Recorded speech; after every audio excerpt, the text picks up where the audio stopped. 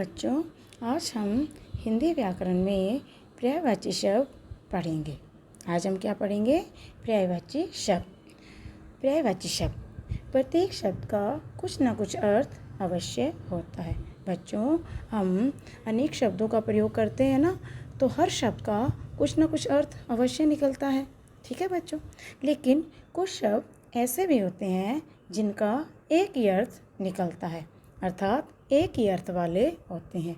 कुछ शब्द ऐसे भी होते हैं जो एक ही अर्थ वाले होते हैं। उन्हें पर्यायवाची या समानार्थी शब्द कहते हैं। समान अर्थ वाले शब्द समानार्थी या पर्यायवाची शब्द कहलाते हैं। बच्चों, ये क्या है? एक चित्र है। ये चित्र है, ये क्या है? एक भवन दिखाई दे रहा है। क्या है? भवन। भवन दिखाई दे रहा है ना, तो भवन को हम सदन भी कहते हैं, गृह भी कहते हैं और आलय भी कहते हैं।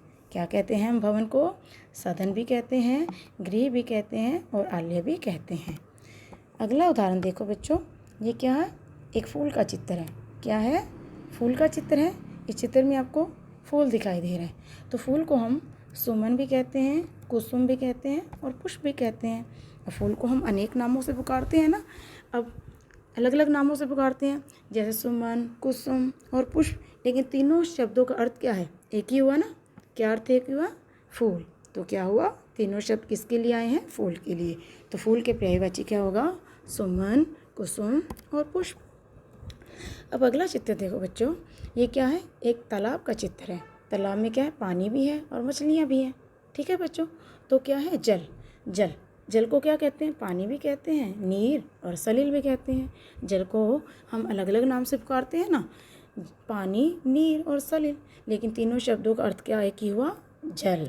किसके लिए आए? तीनों शब्द किसके लिए आए? जल के लिए आए। ठीक है बच्चों, आप इसकी परिभाषा समझेंगे।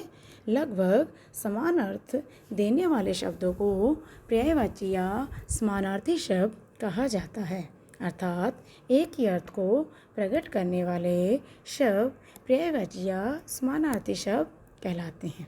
लगभग समान अर्थ देने वाले शब्दों को पर्यायवाची या समानार्थी शब्द कहा जाता है, अर्थात एक ही अर्थ को प्रकट करने वाले शब्द पर्यायवाची या समानार्थी शब्द कहलाते हैं। समानार्थी समान अर्थ वाले, जिनका अर्थ समान हो। बच्चों, अब हम कुछ अन्य पर्यायवाची शब्द समझेंगे। अग्नि। क्या है बच्चों? अग्नि। अग्नि को हम आग, पावक, अनल, कई नाम से पुकारते हैं ना अग्नि को, आग, पावक, अनल, लेकिन इसका अर्थ क्या किसके लिए प्रयोग किया गया? अग्नि के लिए। तो क्या है? अग्नि के पर्यायवाची शब्द आग, पावक, अनल। अब है आँख। आँख को हम नेत्र भी कहते हैं, नयन भी कहते हैं और लोचन भी कहते हैं। क्या क्या कहते हैं हम आँख को? नेत्र, नयन, लोचन। कपड़ा। कपड़ा को हम वस्त्र, पट, वसन। कपड़ा को हम किस किस नाम से पुकारते हैं? वस्त्र, पट, वसन, और तीनों का अर्थ क्या हुआ? कपड़ा के लिए आया। ठीक है बच्चों। कमल। कमल को हम जलज, जलज क्या है? जो जल में उत्पन्न होता है। पंकज, नीरज, किस किस नाम से पुकारते हैं? जलज, पंकज, नीरज।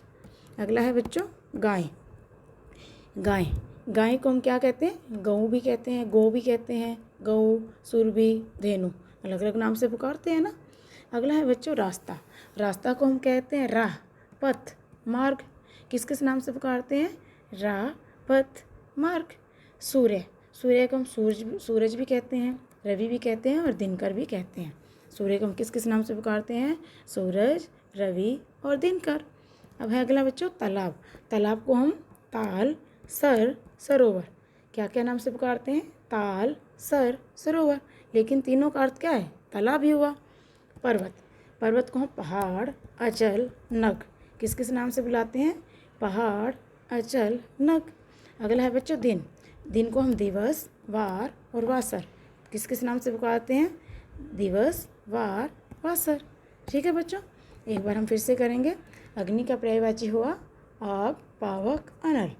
आग का पर्यायवाची नेत्र, नयन, लोचन। कपड़ा का पर्यायवाची क्या होगा? वस्त्र, पट, वसन। कमल का पर्यायवाची होगा जलज, पंकज, नीरज। गाय का पर्यायवाची होगा गो, गऊ, सुरभि, धेनु। अब रास्ता का पर्यायवाची होगा राह, पथ, मार्ग। सूर्य का पर्यायवाची होगा सूरज, रवि, दिनकर। तालाब का ताल, सरोवर। आगे है बच्चों पहाड़, पर्वत का क्या होगा? पहाड़। अचानक।